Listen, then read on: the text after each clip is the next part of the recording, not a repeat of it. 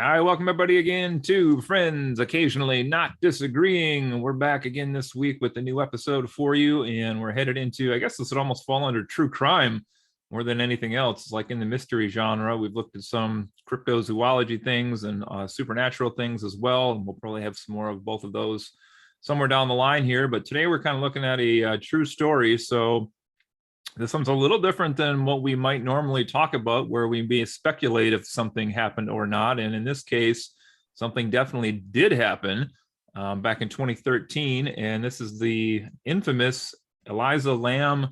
What do we want to call this case? I guess let's label it a case for now and see what we think happened as this goes on. But the one line synopsis of this, I guess, is the girl Elisa Lam disappeared from her hotel room, and there is a infamous video on YouTube, which we'll look at here actually in real time in just a minute, and disappeared. No one could find her, and then eventually they did find her, and we'll talk about that as this podcast goes on as well. But we try something a little bit different this week here, rather than just everyone sound like Matt Hudson and just say I'm Matt Hudson and throw out your names. We would maybe just kind of share with everybody what we've been up to, because we all are people that are into pop culture videos or TV or movies or games or some sort of a thing out there. So I'm Cody, and I'm with you again this week, and spent most of my time recently combination of playing through Earthbound for the Super Nintendo and also trying to solve a 90-year-old murder mystery, Kane's Jawbone, which these gentlemen with me tonight are actually going to join me shortly here on. And I think, and I'm writing an attempted novel in the background as well. So I've been stretched too far, actually. That's my problem at the moment, but I'll let the other hosts introduce themselves tonight and say what they got going on. Okay, I'm Justin. I'm also doing a playthrough of Earthbound for the first time ever, and I have a feeling somewhere down the line we're going to have an episode on that. So stay tuned for our thoughts. I have a feeling it's going to be a juicy one. But aside from that, work has been occupying a lot of my time. As seems to always be the case at the place where I work. We are short people. We're trying to fill the gaps, and as of right now, I think it's June 26th, and we're still running Internet Explorer, so wrap your mind around that one. So any sort of technical issues you're probably thinking about are happening, and we're trying to work around all that too. It's been a mess, so I've actually been kind of looking forward to this just for a distraction. Justin notoriously plays video games quicker than I do, so I've been trying to come up with all these projects on the side to slow him down, just so I can stay ahead of him. That's my whole goal. So anyway, who else is with us this week? All right, everyone. Hello, I'm Brett. Well, as I slowly kind of plod my way along through Elden Ring, I've been playing for about 2.5 months now, and I'm still probably about halfway through the game. In between that, we actually caught up on Multiverse of Madness last night, since it's out on Disney Plus now, yeah, today I foolishly went golfing without sunscreen, and I look like a lobster. So that's going to be fun tomorrow. I'm going to put you on the spot, but since we did an episode on Multiverse, what's your rating, 1 to 10? Probably about 7.5, maybe 8. Yep. I felt like there was a lot. So, obviously I listened to what you guys had reviewed about the movie in the podcast, and I agree with quite a bit of it, that like story points weren't developed well. If you hadn't watched WandaVision, there was definitely things you were missing out on, which I actually haven't, but having listened to you guys talk about it, I knew what was going on. And some of it kind of just felt rushed and just not quite developed enough.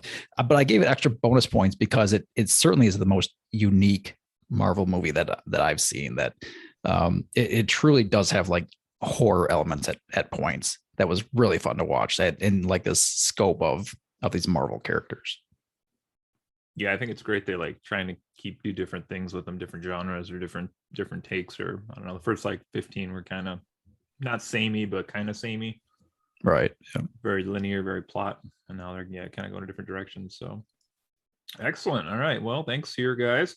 Excited to have Brett and Justin with us today, because I think Justin is our I don't want to say arsenic that doesn't believe in anything possible from the realm of the netherworld. And Brett's got a pretty good analytical head on him as well here. So I think this will be a fun cast today as we're taking a look at the Elisa Lam mystery here. So, Okay. well, I guess let's say maybe how I heard about this first. This is a weird one because I'm a high school teacher, which you may or may not know, audience out there, but I've sponsored some clubs in the past where we've looked at mysteries. And this was actually not one that I had for kids. This was, and actually wasn't a kid in those clubs either, but it was, so I'm saying, I guess I've heard a lot of different mysteries and legends and myths and things of that nature. But this was one that a student I had in class actually told me about just randomly one day in history class and was like, yeah, you know, this girl, blah, blah, blah. And I was like, no, I never heard of this before. So I looked into it and wow, this is kind of bonkers, but that's pretty much how I first heard about it. Was a student had told me about this, and then I watched the video footage, did maybe like a smidge of research in the past.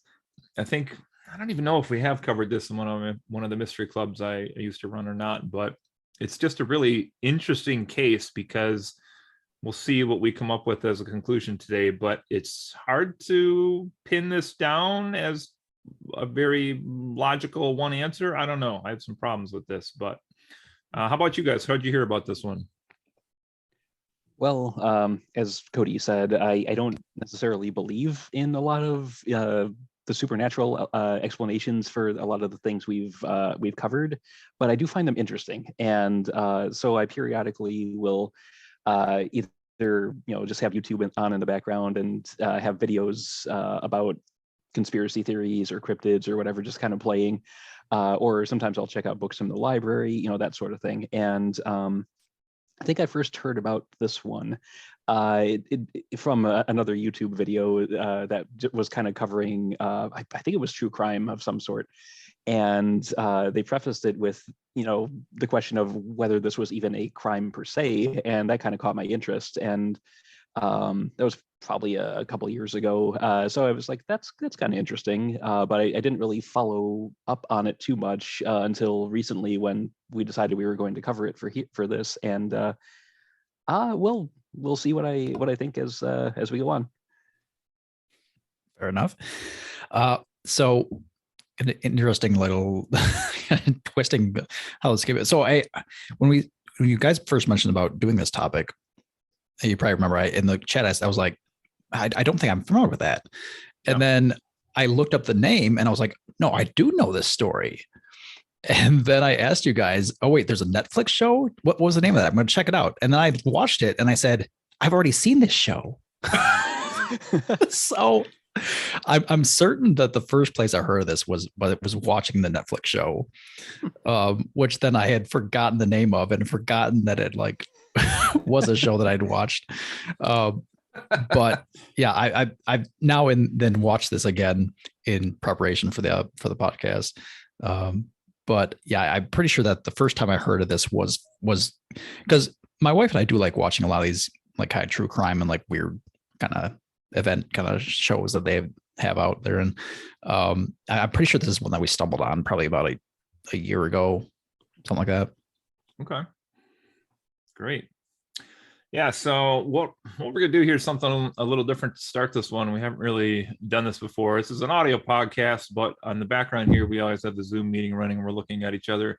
And what we're gonna do today is actually play the video. This is the elevator footage. This is kind of the one I think that made it spiral into famous territory. So if anybody wants to pause our podcast, you can go on YouTube and look into Elisa Lam video or elevator footage or whatever you want to type in. Most of the top results are basically the same video. What you find here is some sort of a approximately minute video. And this is just taken from like a security camera in an elevator, where we're going to see Elisa here in just a second. And what we're going to do is we're going to watch it here together and then just kind of narrate, some of the thoughts we have maybe as we're watching this famous clip.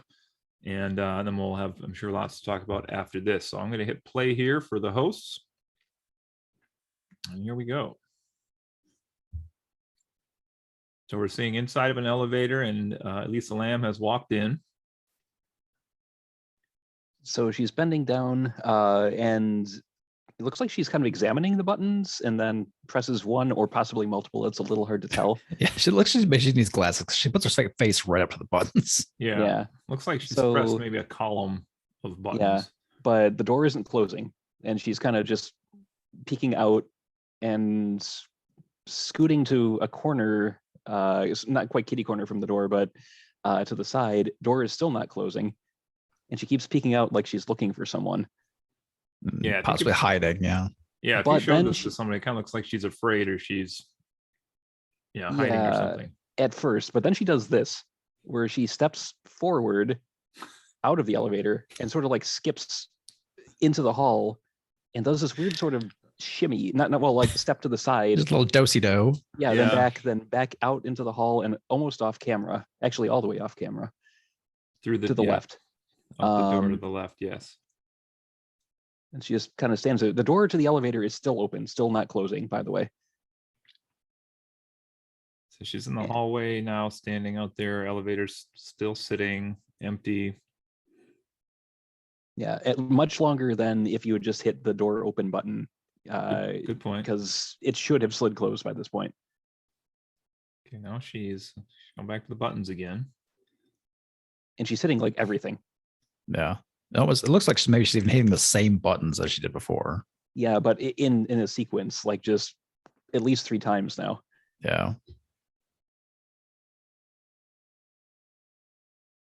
And then back out into the hall. Mostly off camera. This time you can still kind of see her. So this is rather odd. I mean, now she's doing like spooky witch hand motions here. She's trying to cast a spell on the elevator to make it move, apparently. Yeah, or she's doing the Macarena. I can't really tell. Something though. But yeah, very, demonstrative hand motions, almost like she's talking to someone, but I don't know it's hard to really kind of describe.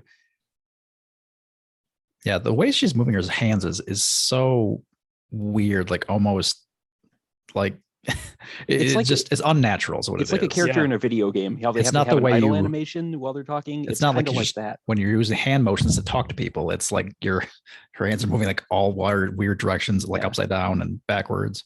Yeah. And at this point, she's gone off camera entirely to the left, and door is still standing open. And she's still off camera. Yeah, and so we're almost 3 minutes into this. Okay, now the door is shutting, Yep. And I think that is the last time she was ever seen alive. and I think you're right. Yep, you're right. So that's about 3 minutes into the video, give or take, and then this footage for whatever. And this is kind of odd too. We can talk about this, and So the Door door opens up. It Door looks opens like the same floor. That's something we could debate at maybe at some point. But Here, yeah, it's a little hard to tell. The wall is the same color, but the flooring is the same pattern, I believe. yeah, door closes again.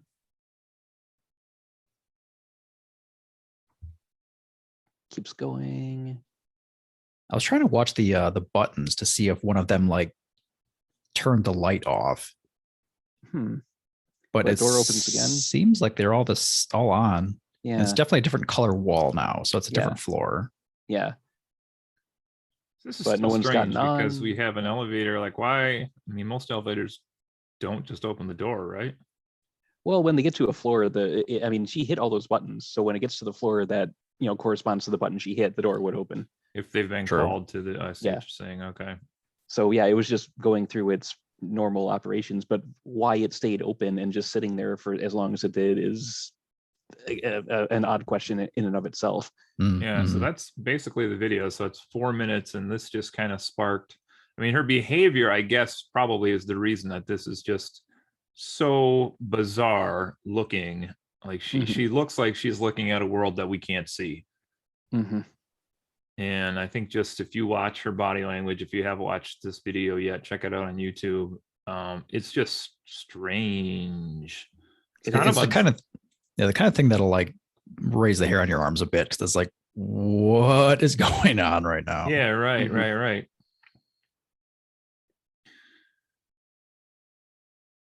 So I'm replaying the video here for the hosts again. I was trying to find one spot they pointed out in the Netflix show, but I'm not exactly sure where that part is at, to be quite honest. So Is it the part with the foot. Yeah. The foot. It should be like right about right in here. Well, I think it's when she leaves for the last time. Okay, so this has got to be.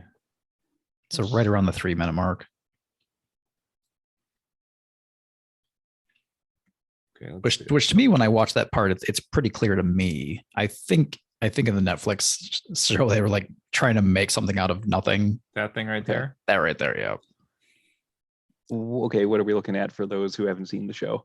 All right, so this is we're still watching the elevator cam here. She's off to the left side of the door frame, and we see her kind of spin, and then she kind of walks around something that's on the floor. There's a Netflix show about this called, what is it called? The Mystery at the Cecil Hotel, or something close to that. Yeah. Something Cecil Hotel. That's funny. I can't remember the exact name of it now, but yeah, it's like Crime Story something at the Cecil Hotel. We do love our colons on this podcast, boy. Yeah, but anyway, you kind of see like the way she, Justin, especially if you haven't seen this, like watch as she twists away to the left, and like there's something she kind of steps over there. Okay. And then I think if you watch, that definitely leaves on its own afterwards. Okay. So the idea is, why is this door staying open? Is it because someone is outside of it holding the door open, like pushing buttons or something? And perhaps that is that person's shoe poking out, is the idea that they present. But you don't see a hand or anything reaching into the, the actual door area. True. Brett, so if you just watch this again and have seen it, maybe you caught this, because I didn't catch it when I watched it because I was multitasking, but I know later in the documentary, like episodes 3 and 4, some people go to the Cecil Hotel to like kind of reenact some of this and get some on-site stuff. I never heard anybody say at any point which side of the elevator the button was on, what side of the door. Oh, that's good. Yeah, I don't. Which was like I don't think anyone said that specifically, and in watching the video, I don't think I caught that myself. Because I had people like walking through the halls trying to find the elevator with their their little phone cameras or whatever. Yeah. All right. Well, to me, this bit, it looks awkward, but I think that's actually her left foot.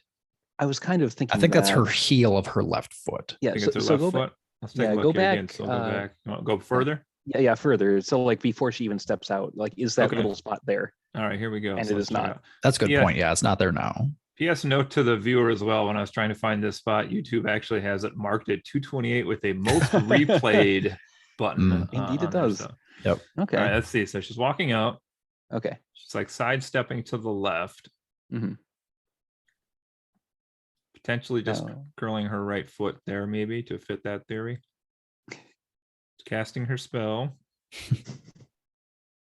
Goes up on her tippy toes of her right foot. Slight bend. Man, she is going to town with something. Yeah, she's almost like doing a cat's cradle thing with her fingers at one point. That's good. Good visualization. Yeah. Okay, so to me, I think Brett's right. I think that is just she kind of steps forward and then turns. Yeah. So it's like left foot and then right foot out of frame and then left foot follows, I think. So yeah, I think that's just the heel of her. I don't know. You think?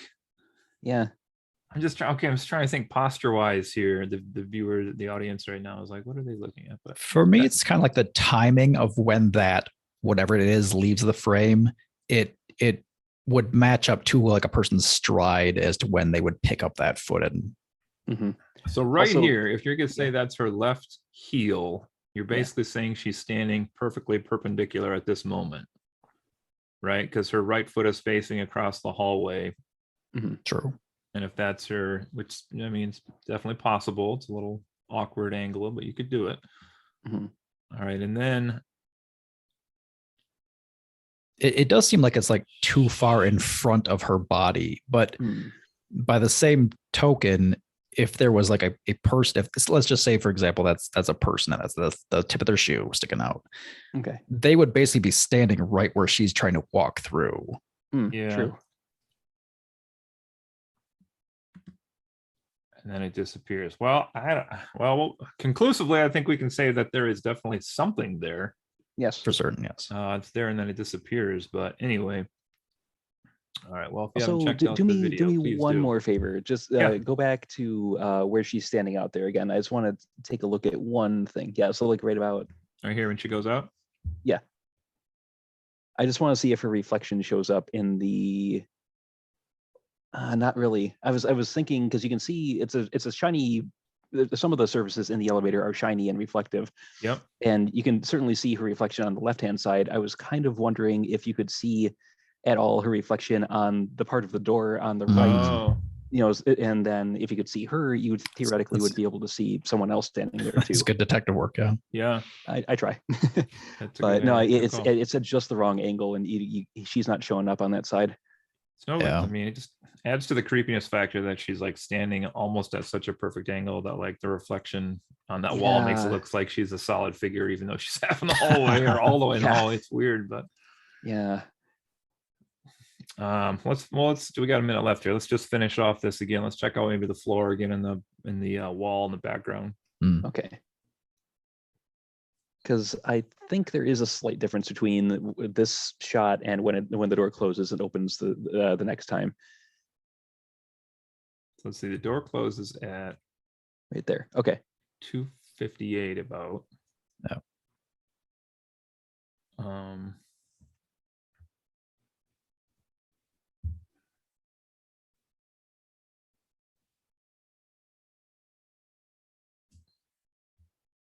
This is about 20 seconds later, give or a little less than 20. Mhm. Would you say that's So, the same?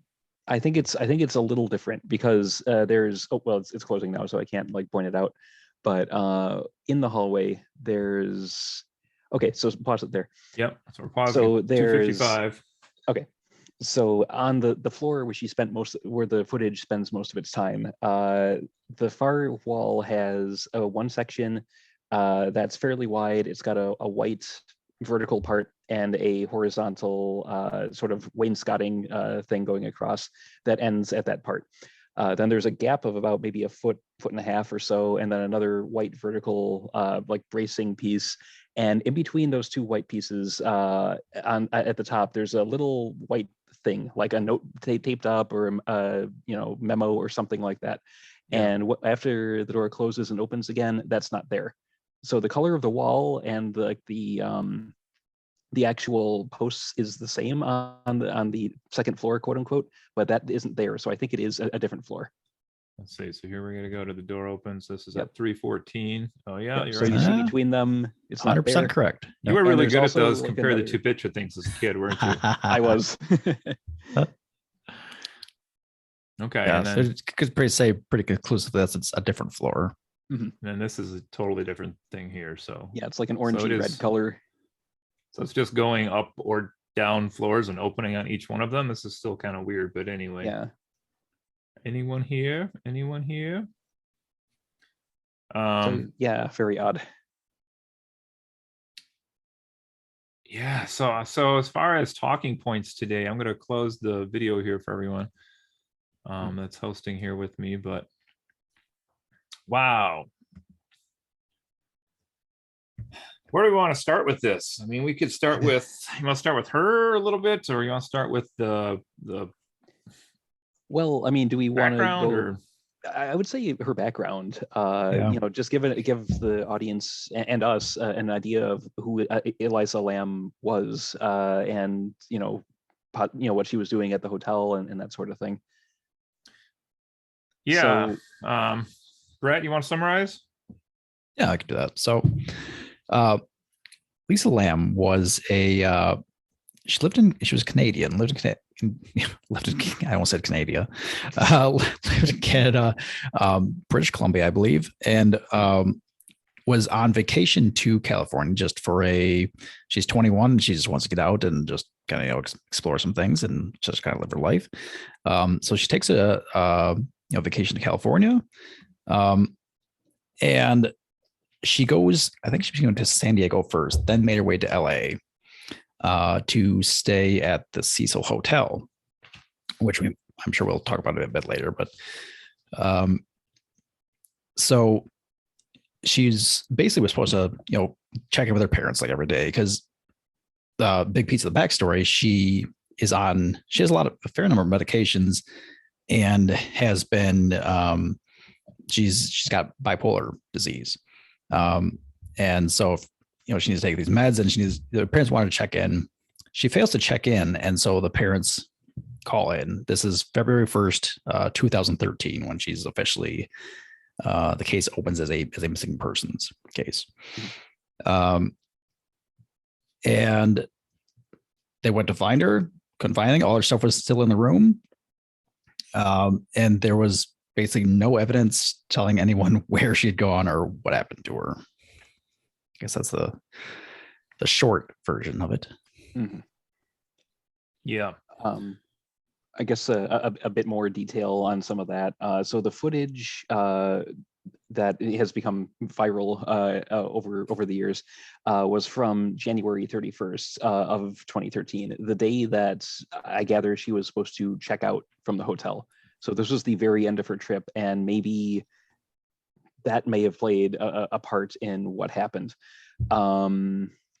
And she wasn't found, and we'll get into where she was found a bit later, but she was missing for 19 days, if my math is correct. So right. She was gone for a good long while. So we can get I just wanted to mention the fact that she was there for, I believe, the better part of a week, and the last time she was seen was on the day that she was supposed to check out. So that might be important a bit later on. People hadn't seen her for a long time, and yet they still couldn't get the taste of her out of their mouth. We'll come back to that. So this hotel that this takes place at, the Cecil Hotel, I didn't know a ton about the hotel, but again, if you watch the Netflix documentary, it kind of goes more into the details of the history of this hotel, and it sounds like it's basically about the worst place you'd ever want to stay ever. Yeah, pretty much. Yeah, I think it said like I think it had been open like 100 years, and there were like, I don't even know, 80 deaths, suicides, drug overdoses. There were rape cases there. Police were always there. I mean, it was. At one point, the Night Stalker stayed there during his killing spree. So yeah. A couple of points that I noticed I made from the Netflix show is that one of the police officers that was interviewed stated that they would routinely receive 1 to 3 calls every single day that would direct them to the Cecil for one thing or another. Wow.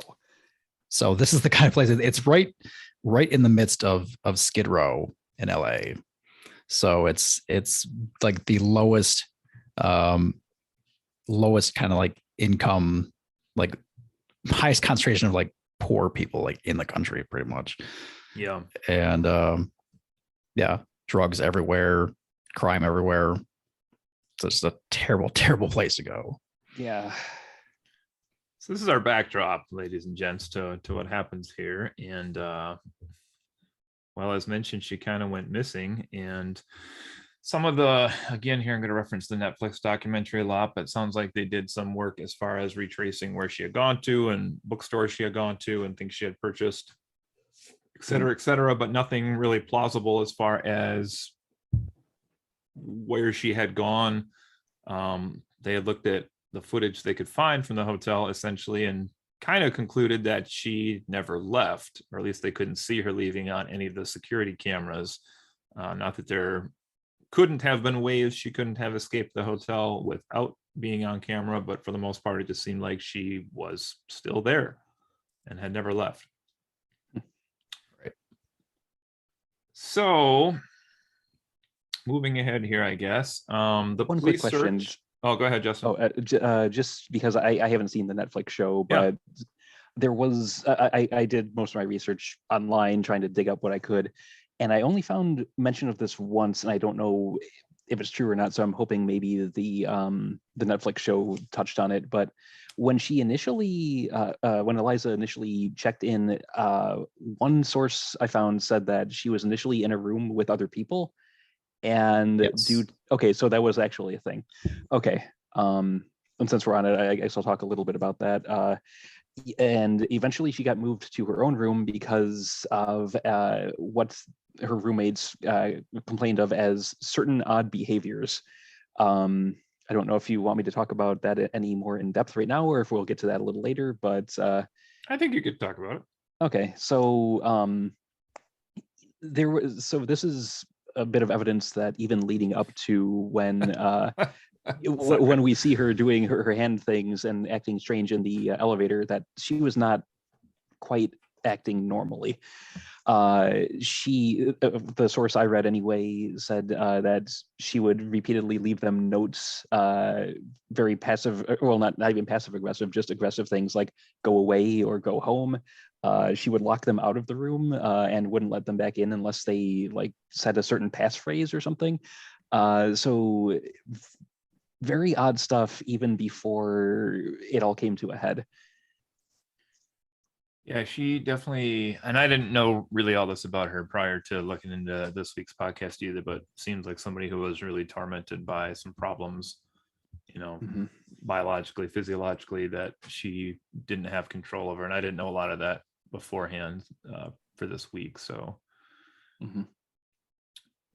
okay, so she's missing, and essentially the police look for roughly 2 weeks. And then kind of devote resources elsewhere at the time. So I think there was the Netflix documentary said it was the same time a rogue police officer was basically shooting up the city. So they moved a lot of resources off this case to that case, which, whatever. They brought in a search dog to get her scent, and the dog was able to trace her scent to a window at the hotel, which led to a fire escape. So potentially that could have been where she went to, I guess. I don't know. I wasn't real clear. Brett, do you remember from the documentary they presented, was that window on the floor they figured this elevator was on? I don't believe they made that a connection with that at any point. Okay. I don't. If anyone did kind of determine what floor this elevator was on at the time this all was happening, I don't remember hearing that. Okay. Though ideally, even in the worst buildings, a fire escape should connect to every floor. So yes. And they are going to figure this out. But it's interesting. So the dog traces it to there, and they said basically that was where the trail ended. But in the meantime, one thing I thought the Netflix documentary I was impressed by, because this is kind of like, it is a true crime, but it's also kind of like urban legendy almost, because it's just such a fantastical story that's been around for about a decade now. But I was really impressed that the documentary actually had like the players of the actual case. So they had like the actual hotel manager, and they had the maintenance worker who, spoiler, finds her. And they had the people staying there at the time, and they had one of the detectives who was there. So like they actually brought in the people who were really involved with it, which really legitimized a lot of it in my eyes, because I think this is one that has a lot of theories to it and has a big community online. I guess they present still to this day, kind of like going on about this person. Okay, well, let's see. So dog can't find her. I guess we could go into for just a second here. Justin kind of was talking about some of like the bipolar tendencies and other things she had going on. The Netflix show also really concentrated on her writing, which was a whole other angle of her I haven't seen before. Specifically, she was big into the website Tumblr and kind of kept a live journal of all sorts of thoughts and feelings and what's going through her head. Justin, did you have a comment there? Yeah, it sounded like, initially her blog was focused on fashion and things like that, along with her her thoughts and feelings on various things. And closer to the end, it seemed like it veered much more into the turmoil she had going on. I don't know exactly how much of a deep dive it was into her psyche, because I haven't looked through it. And apparently after she disappeared, there were some further posts on the blog as well, which doesn't mean that she herself was making them in real time, because Tumblr had a thing where you could queue up posts to post on a certain date, but also a little bit creepy that things kept showing up after she vanished. Oh, that's creepy. Yeah, that was something that didn't have in the Netflix show. Yeah. Oh. Interesting. So yeah. Okay, well, I guess where do we want to go next here? We have so timeline wise here, the video that we watched and encouraged you to watch on YouTube at the beginning, the police had that footage and then they released it to the public at that point.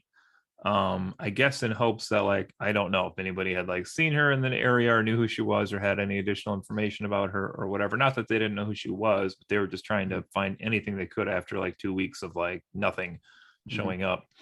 And this is kind of where I think her larger than life legend grows, because just like we did to start this podcast, everybody starts to watch this video and speculate.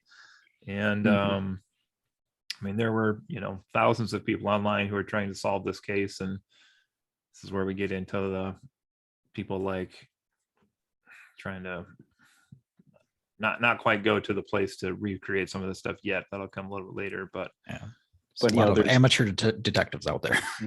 And some theories more plausible than others. There's anytime there's something like this, there's also conspiracy theories out there, saying that, oh, the video was altered because, in the corner you can see that the timestamp is blurred out.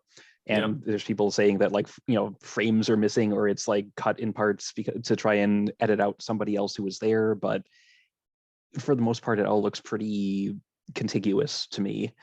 There's no real obvious, like, cut and paste splices or anything. So I honestly think that some of this is people trying to make more out of it than they need to. Yeah. The one thing that it looks a bit suspicious to me, and it could just be, because it's not like a high quality video capturing system, this certainly could be like, some laggy kind of stuff and some frame skips. But the very first time you see the elevator door close, it basically goes from completely open to about 6 inches closed instantaneously. And then the door like closes at normal speed the rest of the way. So there's probably like half a second of footage that is not there at the very least. Okay. Yeah, and I guess it's hard to tell too, because once she steps out of the frame of the elevator, then we're just kind of left looking at this empty elevator. Yeah, and without being able to see the timestamp clearly, we don't know could be any certainty. Amount of time. Right. Yeah, and in the documentary, I think they said they somehow actually cracked that messy looking time code down there, and they found that there's like a 40 or 50 second gap. Oh, I actually wrote that down. It's like is missing. Oh, where's that my notes here? 53 seconds is what the person estimated, but if you can figure out a number from what's on that screen right there, that you're better than I am. I mean, it does beg some questions. Like they talked about, so I have the elevator footage back up again here for the audience, but how is this like a digital security camera that has such terrible numbers on the bottom? It was on Skid Row, Cody. I mean, the footage itself is like grainier than normal, like now, but like at least that's passable. But the bottom where the timestamp is just looks terrible. It's like the kind of video we'd have had on like a 16-bit console system. Yeah. So I'm gonna play. I'm at about 2. You can see here. This is the other one for the big usage. It shows the big here. Replay. Yeah. So I'll play this for Justin, who maybe just keep an eye on the door itself, Justin. Okay.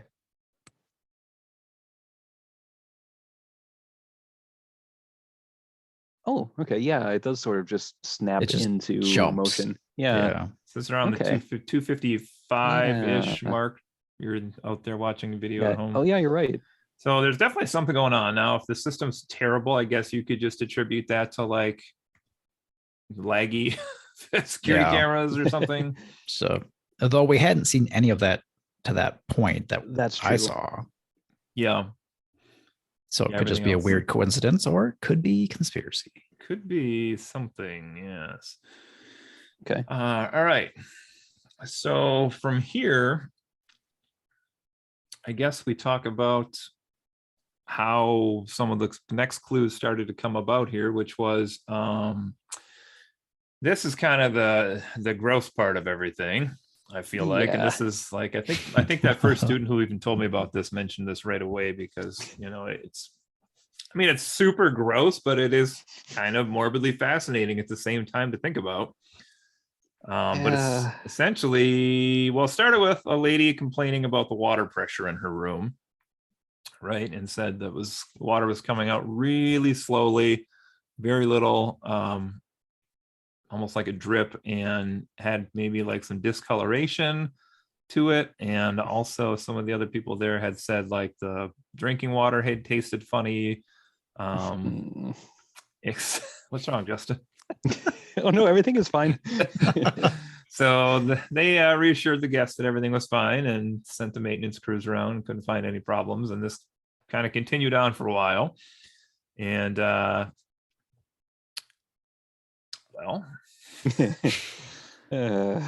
so now this is interesting too, because this will be our first branch maybe of what happens here. But long story short, this maintenance guy goes to the roof where they have 4 water tanks side by side like a square formation, and he opens the lid of one of said water tanks, and there is Elisa Lam in the water tank, presumably for a while, maybe up to 19 days, I guess. Yeah, they describe us as a I don't remember the word they use exactly, but it was she was well along in decomposition.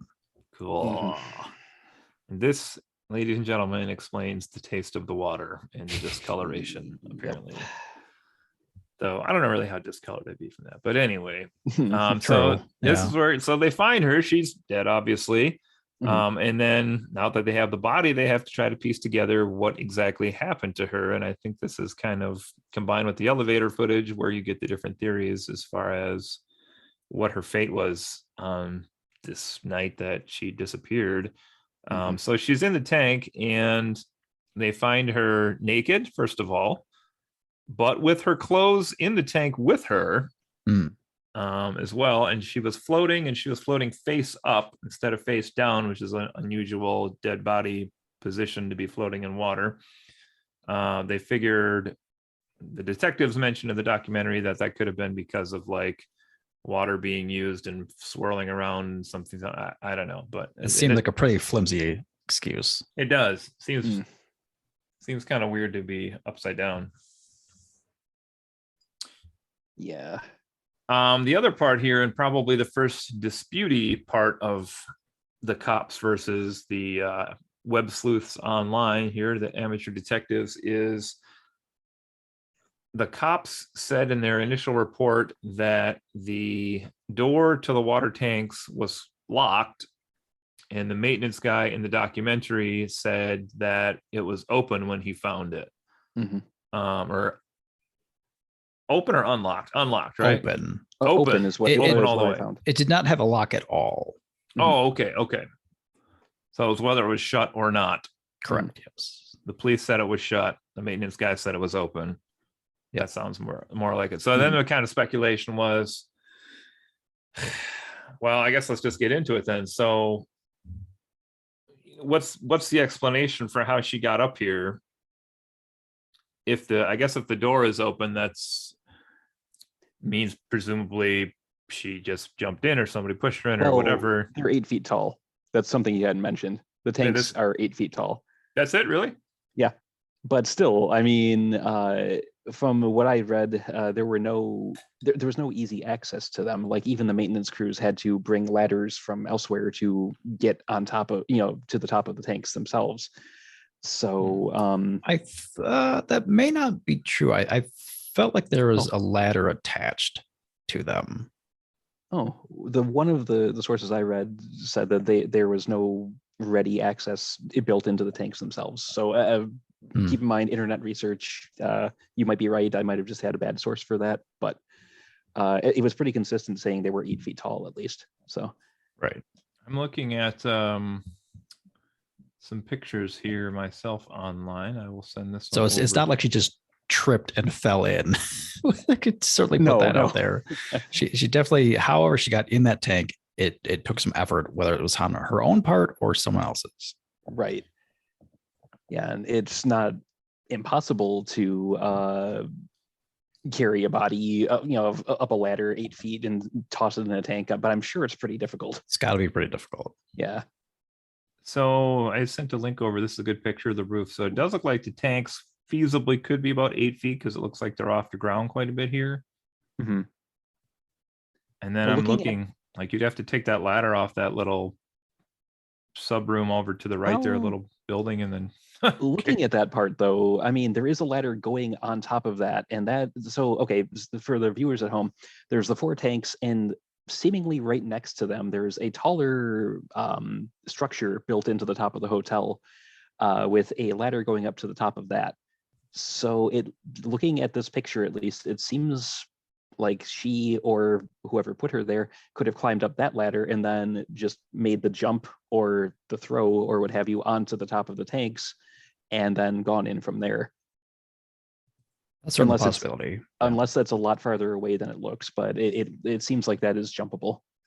Yeah, I've seen other pictures and they're basically right up against that other part of the building. So you wouldn't have to like jump over to them. You could just jump off of the top or climb down and you'd be on top of the tanks.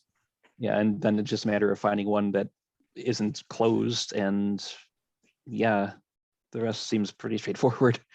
Here's another one. This has got the opposite angle. Okay. Yeah, it's literally just against the wall. Like you could just fall from point A to point B or jump down. Oh yeah. Wow. Yep. Yeah, right there. So we're looking at a picture of the 4 tanks here. 2 are set against the wall of that little kind of room building on the top of the hotel, and 2 are next to that. But like, is that the one she was found in right there against the wall? Then also looks like it, eh? I think so. I'm not 100% sure which. Yeah, by the way they're kind of hovering around that one, that must be the one that they found her in. Mm-hmm. But even if that one had its door closed, I mean, you could just step across to any of the others, it looks like. And yeah, agreed. Ugh. So this is where they find the body, and then the new investigation begins. Like, what actually happened to her? Was she well, what do we know? We know she was in the hotel. We know from the elevator footage that she was there at that time doing who knows what exactly, talking to or gesturing to someone, whether that was a real person or someone in her mind, I don't know. Yeah. We do also know, at least from what I read, the autopsy was inconclusive. The only it was the main things that the takeaway or that you can take away from it are there was no evidence of illegal drugs in her system, and by that same token, there was not a whole lot of the medication she was supposed to be taking in her system either. Yeah, which lines up with other reports I have read that say she was not exactly diligent about taking her bipolar medication, which could have certainly played a part in what happened. Because if she was not viewing the world as it actually was, could have had a paranoid episode, could have had something that drove her to extremes, shall we say. And side note also is the police found no evidence of abuse, like from bruising or cuts, any kind of physical abuse or sexual at all either. Mm-hmm. So it's just like basically just a clean body just floating in water. Yeah, and I think that's important to rule out the like she was drugged and raped or somebody had a different malicious intent with her. They made a little note of this in the documentary towards the end. I just sent another link over to the other host here, but if you scroll down about halfway down this page, you'll get to the autopsy report. Okay. And they made the web people, the amateur detectives online, made a big deal about these dates that are here. Okay. And so if you kind of look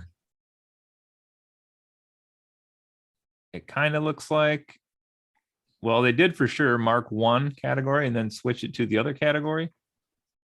Okay. Right. Now, So the police in the report, as I understand, they initially said that the cause of death could not be determined. So the officer marked that box.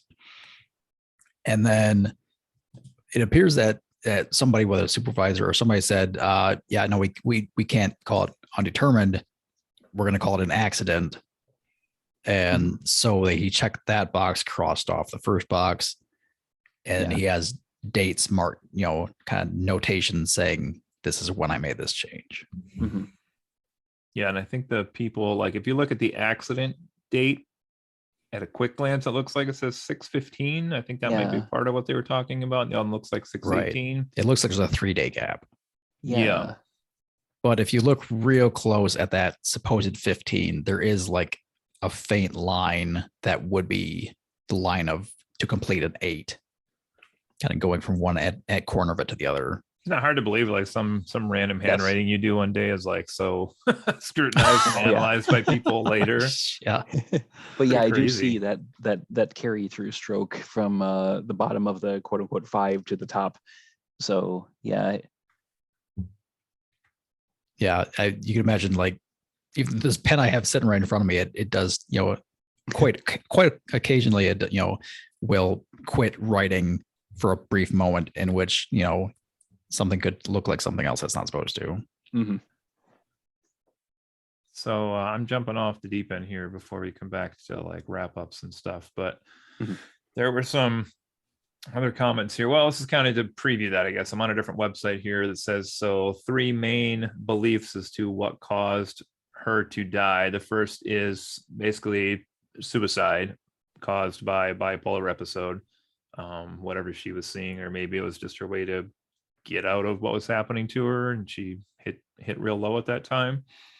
Second would be that she was murdered, which I guess maybe the evidence for that we've seen so far would be like the shoe, if you believe that was a shoe, like if you think there was a second person.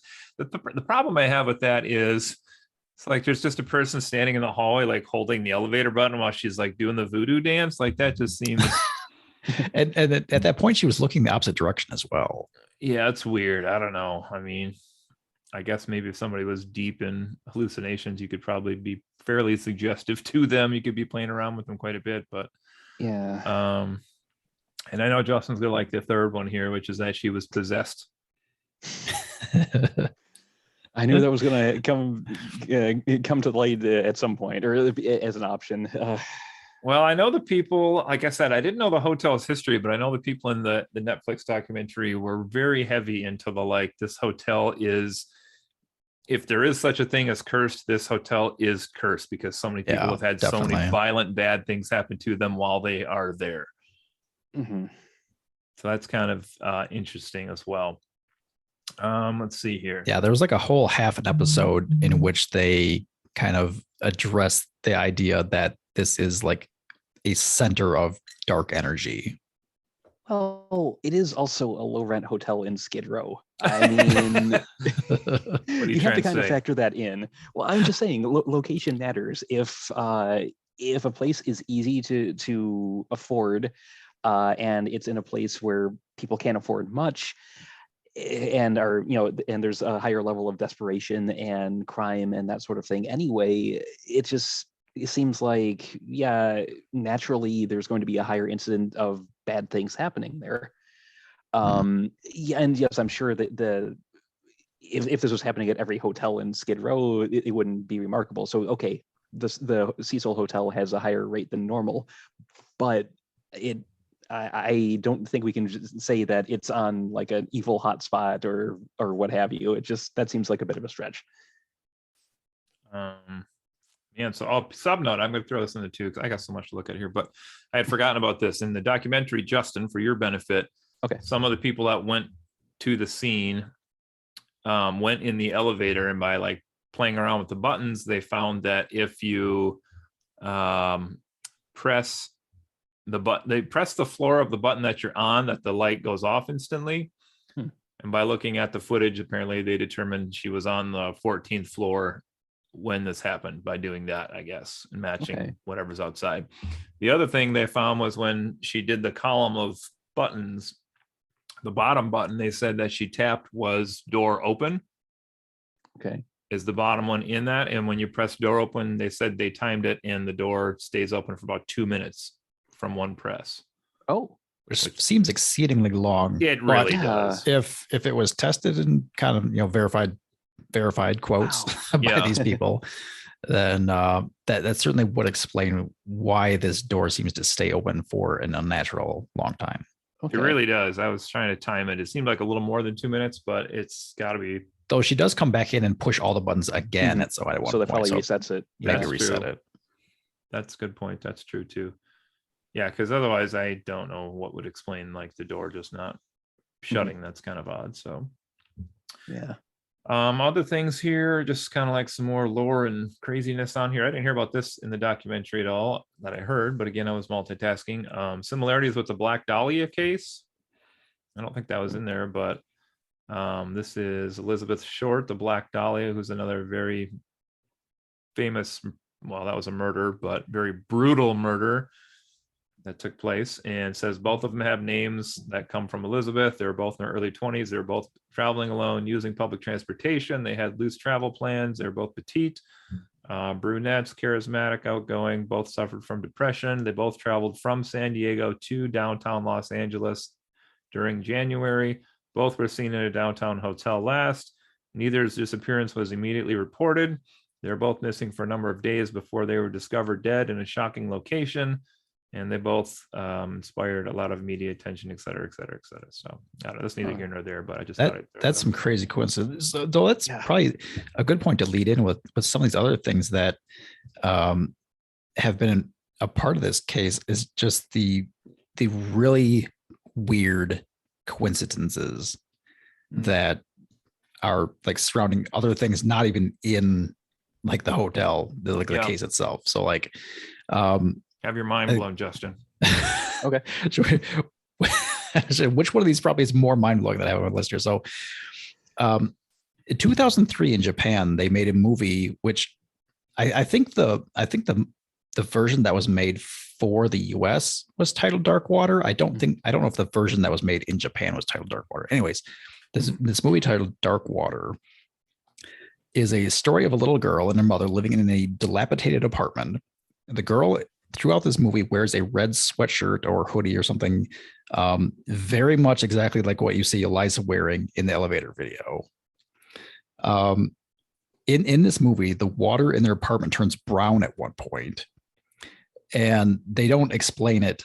Like they don't go through the plot step by step, but eventually this girl ends up drowning in a water tank on the roof of this apartment and is found by the mother. Yeah, I have explain that coincidence.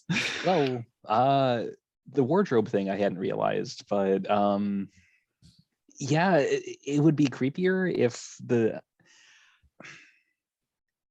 film hadn't preceded the events here by nearly a decade. I mean, and I think the film was also based on a book that was even, it was written even earlier than that. But I mean, it's just the law of like coincidences. Well, yeah. I mean, I'm not saying that this is a ghost story, but I mean, as a premise for a ghost story, that's, it's a decent one. It's not bad. You can just take that and make it a video right from it. Yeah, well, but I mean, in terms of like what happened, I'd hesitate to say there is a connection because I mean, clearly Eliza was older and she was not living in the hotel long term like the girl in the movie. So if you want to start picking apart the particulars, that's where things start to fall apart a bit. It does make you wonder if she had seen it though. It's a possibility. It is a possibility. Right. It's a horrible thing to take away from a movie is a way to kill yourself if she was in fact if it was a suicide, but it is a possibility, I guess, especially Maybe if she was not in sound mind. It could have been an influence in the back of her head. Yeah, like she just randomly, through her own design, ended up on the roof, and then that triggered and sparked, and she's like, oh. Yeah. And Justin, two of the characters in the movie are named Dahlia and Cece. Explain that. Is that true? That is true. Yes. Oh my God. The In the American English- version. Well- One's named Dolly and one's named Cece, which is Cecil without the L. That's amazing. Dahlia is simple. CC coincidence. I think that the coincidence, or I'll just keep calling it coincidence because I actually think it's like some sort of undercover or underlying thing here. But so within that same kind of week that Eliza went missing, there was a tuberculosis outbreak in Skid Row. Here we go. And this is the one that made me go, what? No, Yeah, this is weird. There is no way. So anyways, the test that you perform to determine if someone has tuberculosis, and this is an acronym, of course, it's not like, that's like straight through. There's a big long scientific name for it, but it is the Lam Eliza test, spelled exactly the same way as her name, just the two words switched. Exactly the same. Okay. And there was something weird too, like she was from Vancouver and like the TB test results or the patients or something were sent to Vancouver, and they were like, what the hell is going on here? Yeah, like where she's from is one of the leading tuberculosis study centers in the world. Okay, that is weird. I would like to point out though that the name she had when she was born in Hong Kong was Lam Ho Yi. So Elisa Lam was the name she had later on. So it was not her birth name, at least, but that is still a really freaking weird coincidence. Yeah. Right. Whew. Okay, yeah, that one is just utterly bizarre. Wow. Yeah. Okay. So that's... I'm not sure how to follow that. There you go. I'm trying to see if I have any more notes here. I think we basically got them all. So yeah, that mostly covers all the notes here that I had about like the basis of the case as well. I think the only thing maybe we didn't talk about was there is a naturally there's a stairwell to the roof, which has a door that has an alarm on it. And the hotel reported, no one went through that door at any point, during that time. The alarm never went off. But with a fire escape having roof access, anyone could get up on the roof at any point. Yeah. And without any real effort out of their way. Mm-hmm. And without any sort of notification or a trace being left. Yeah. Yeah, the stairway, at least in the documentary, looked like went up to like the top floor, and then there was this real sketchy ladder that just kind of went up the last 20 feet of the building. I would not like going up that ladder. I wouldn't climb on that, but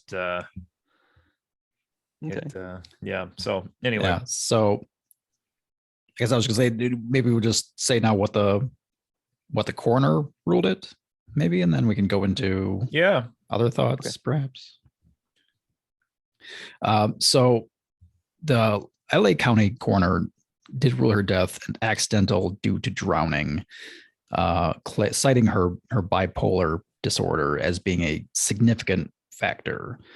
They didn't have any at the end of this months and months of trying to gather evidence and not really getting a whole lot of anything. They in the end had to say something. So the most likely cause for the evidence they had was accidental death. She went up there. She was having a bipolar, event. For whatever reason in her head, she decided to go up on the roof, and then for whatever further reason, decided to climb into this tank on her own, and then at that point was unable to get out and drown. Yeah. Mm-hmm. Well, I have to say, looking at the evidence again this week compared to when I looked at this years back, there is a lot more to me to suggest that this probably was inflicted by her than an external force. I don't know. I used to think that video footage from the elevator, I guess probably before I either A, knew she was bipolar, or B, really understood fully what that could do to someone. It seemed like she was like high, tripping on LSD or something. Yeah. Mm-hmm. Man, that, like I said, if you haven't seen the footage, it's just weird and creepy at the same time. I absolutely would go down that same route as well. If the autopsy had not come back with her not having any narcotic in her system. Mm-hmm. Yeah, that's true. Did the autopsy state if she had water in her lungs? I do remember them saying something about it. I believe they said there was not a lot, but that the guy who actually did the autopsy, they interviewed him, and he said that that's not necessarily an unusual thing. Like, people can drown without getting a lot of water into their system. Sure. Mm-hmm. Okay. It's the whole like drowning in a, an inch of water phenomenon. Yeah. It's amazing how quickly the water can take you down. It's not necessarily water in your system. It's that you just haven't been breathing you've been non-breathing for too long. Yeah. Mm-hmm. Okay. Yeah. Trying to hold that curious. in. Yeah. I assumed if there had been like no water, that would have been part of the autopsy, and that would lead like a whole nother direction. But so really we have just her.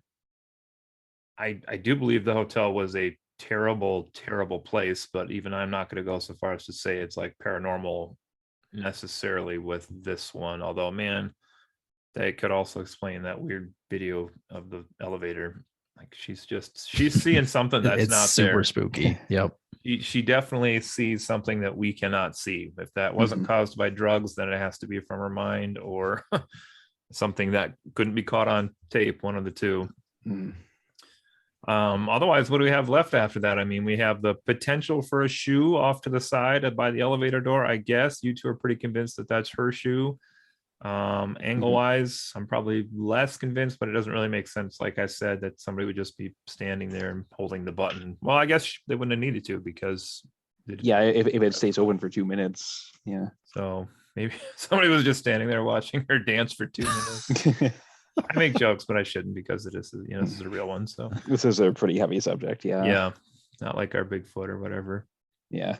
And then the other thing, I guess, would just be the water tank itself, because the maintenance guy was recorded, or the police decided that door was closed on the top, and he said it was open when he found it. And I was trying to think of that like myself, like you could very conceivably like pull up the door and then like jump in and have the door shut on top of you. Like, that doesn't seem impossible to me. Yeah, not impossible. Wouldn't be the thing you would think of, I guess, to do. Wouldn't be natural, I guess, is what I'm trying to say. No. But if it was open, then that would lead me to say again, she probably did it. Yeah. In the bit of interview that they had with the maintenance guy in the show, they didn't.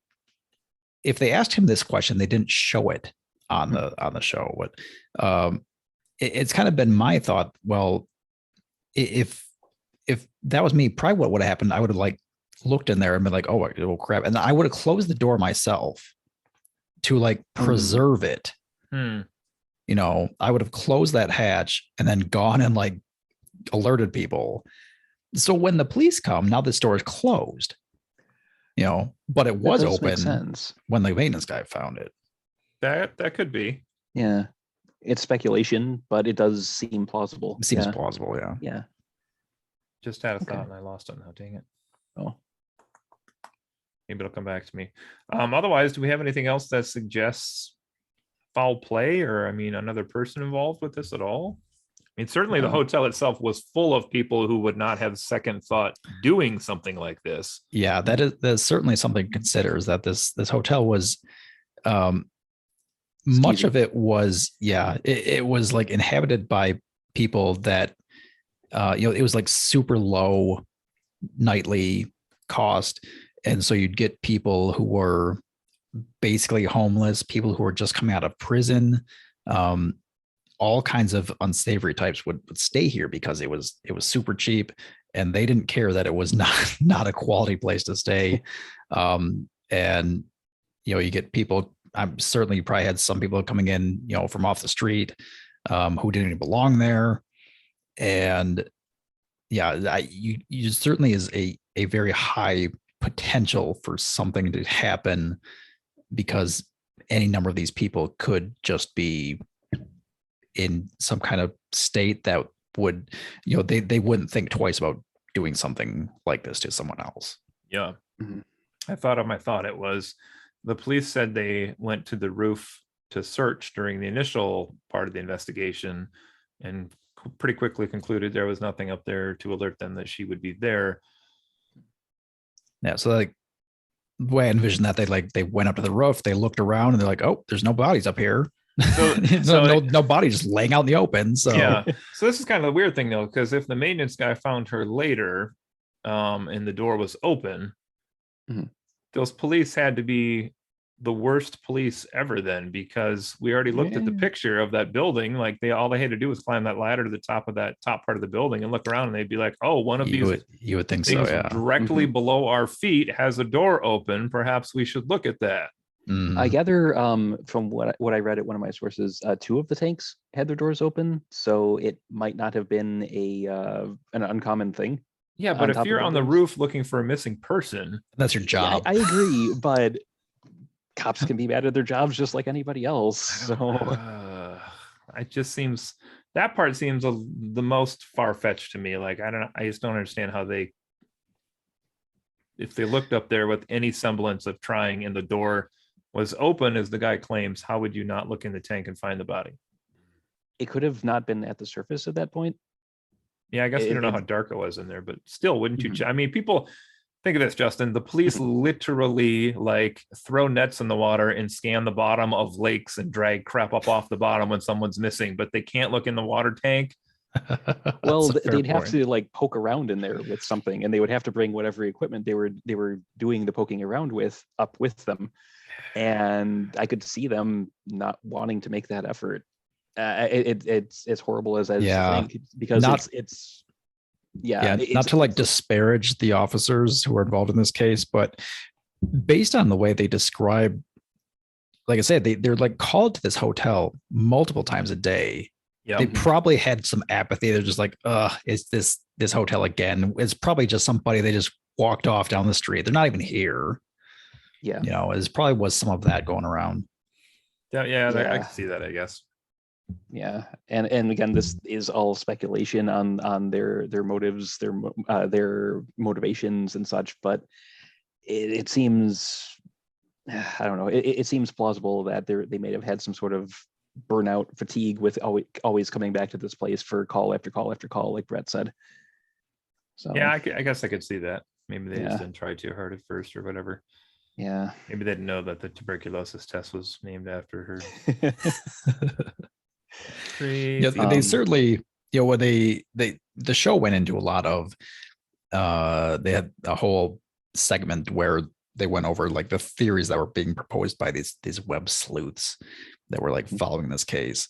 And there certainly was a lot of people who were pointing fingers at either the hotel or the police, that it was some sort of cover up, that they knew something more that they didn't disclose, or that maybe one of them was even involved. But I haven't seen any evidence of that, at least from what I've looked at, which isn't, I haven't dug into it. Most of my research is this show, which could be presented any way they choose to present it. So. True.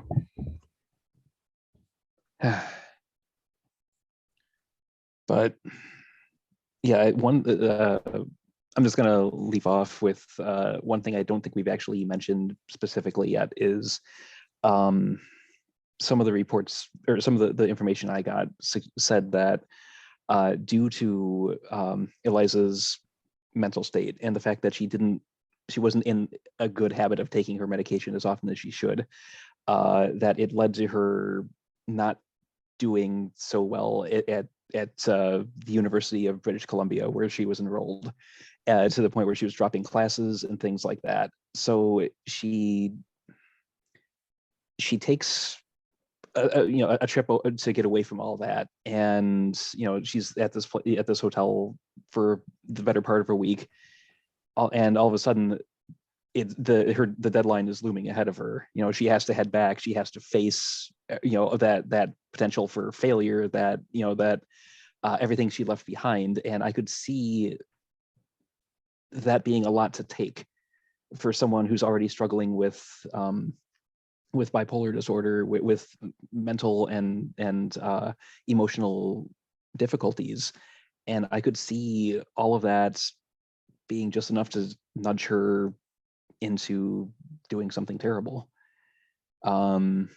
So I think that the fact that she wasn't doing so great in school, it is something that deserves to be brought up, because I think it could be a factor. That's an interesting tidbit that I wasn't aware of. Yeah. Mm-hmm. So yeah, it's no matter how you cut it, it's a really depressing series of events. So yeah, good points all around. I mean, especially we should, I guess, do the plug. If you are somebody that needs help, or to talk to somebody or anything, find somebody to talk to.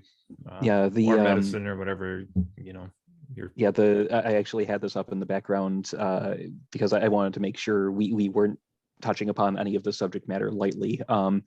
If you are someone who is struggling, who is having thoughts of self-harm or suicide, the number for the National Suicide Prevention Lifeline is 1-800-273-8255. Please, if you're struggling, if you're hurting, seek help. So just wanted to make sure that we at least tried to do a little bit of good in the world here in covering a very difficult subject. No, it's great. Yeah, this is I don't know. Usually we rate these at the end somehow, but I don't know if we can. Yeah, I think I have a system. You have a system? Oh, okay. What do you got, Brett? Okay. Well, do we want to just go into how we this is kind of our ending conclusions here, or I think so. Sure. Okay, so I put my kind of result here on a bit of a spectrum. So for the most part, I'm kind of siding with what was the official conclusion. I think the evidence that I've seen, at least, would definitely point towards her just having a really bad bipolar episode, and whether she knew what she was doing or whether it was something that she didn't even comprehend what was going on. I believe that she put herself in that tank. So I have it as 75% bipolar episode. I have it as 16% narcotics, despite them not being in her system. I'm concluding that anyways, because what she was doing on that elevator was most certainly something that was coming from narcotics. And that leaves 9% being a ghost or dark energy. That's my spectrum of what happened here, with 75% being a bipolar episode causing this accident. Wow. That's okay. There's too much in this hotel for me to not at least give it an acknowledgement. Well, I tell you another thing that is interesting here too, the autopsy report and all, but was it ever conclusively established that the same day the elevator video took place is the day she died? I don't think so. Like, could she have theoretically been in a different guest's room for a few days after that, and then it happened? She could have been high on drugs and then been someplace, and then they wore out of her system, and then whatever happened at the tank. True. Yeah, I think they were not able to make a conclusive determination because the state of decay has many factors on like water temperature, like ambient to air, a lot of factors. Content. Yeah, sure. So they could not pinpoint a date that she was put in that water. Okay. So I think to their best estimation that it was either the same day or very shortly after, but they had no way of proving that. I guess they did have the line about the advanced decomposition, so would kind of generally trend towards the longer side, I guess. Mhm. Wow. Okay. Well, this is I got to think about this then. I'm gonna go 90%. She did this to herself, unaided by anything, and that probably includes her medication she should have been taking. And then I'm just gonna go straight up 1% drug related and 9% dark energy. Nice. I like it. Was that your percent? Yeah, that's what I had, 9%. 9%. Yeah. If you pick 9, Justin, then we flip them all upside down. Oh man. And no, we don't want to encourage the conspiracy theorists, Cody. Okay. So all right. I am firmly in the belief that this is just a tragedy. Someone who was going through a hard time in their life wasn't utilizing the medication that may have helped with that, and got in over her head and did something terrible. I don't think there's really much else that needs to be part of the equation. Maybe at some point she, before she actually went into the tank, maybe she ended up taking some sort of illicit substance. That's speculation, and I don't think it's a part of the puzzle that needs to be there. So I'm going to say like 98% tragedy related to her mental state, her situation in life, and her not taking her medication, and 2% chance that there was some other mind or mood altering substance involved. Yeah, ghost. You're going 0% dark energy? 0% dark energy. What? You watch Ghostbusters? Come on. I love Ghostbusters, thank you very much, but I understand the difference between that and in reality. I have 2 goals now. One is to find a whistling song that Joe hates, and the second is to take you someplace where you get like molested by a ghost or something. Because that's the only way to prove it to you. That's the only way we can prove it to you. Turning off the lights and then blindfolding me doesn't count as ghost, Cody. But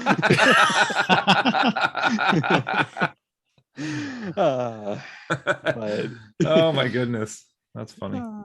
Yeah, I definitely, if we had looked at this topic like years ago, I probably would have been way more inclined to say somebody else was involved, but I just don't see the evidence. Yeah. So it's weird. Well, anybody got a final comment here today? I'm glad I was able to sort of end things with a little bit of laughter, because this was pretty heavy. But yeah, I had a case. Oh, go ahead. No, I was just gonna say, but an interesting case nonetheless. Yeah. I did have like I made notes on just like the history of the hotel, which we don't really need to go into, and we kind of skimmed over just like the fact that this was a very kind of tragic place where like many terrible things happen.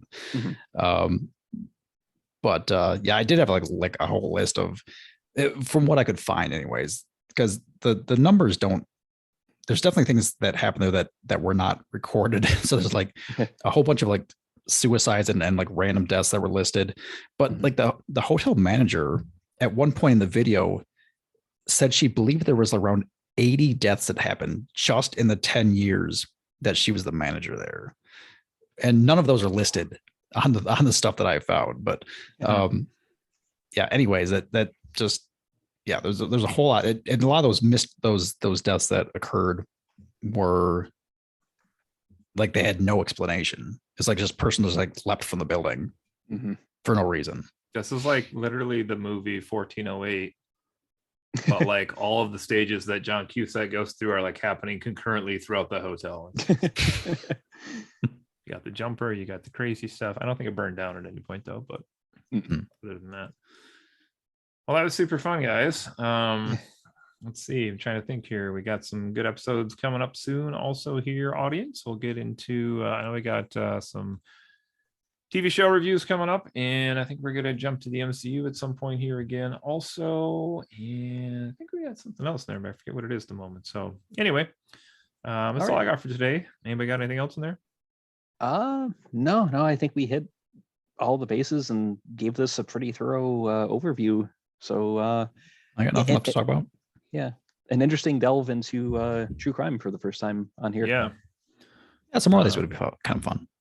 Yeah, I like looking at some of these type cases. So it's interesting because I generally don't like these types of TV shows, but I like the cases themselves. So I don't know. Can we sing on this one? I feel like that might not be. It seems like a little bit of bad taste. How about we do an exception for this episode?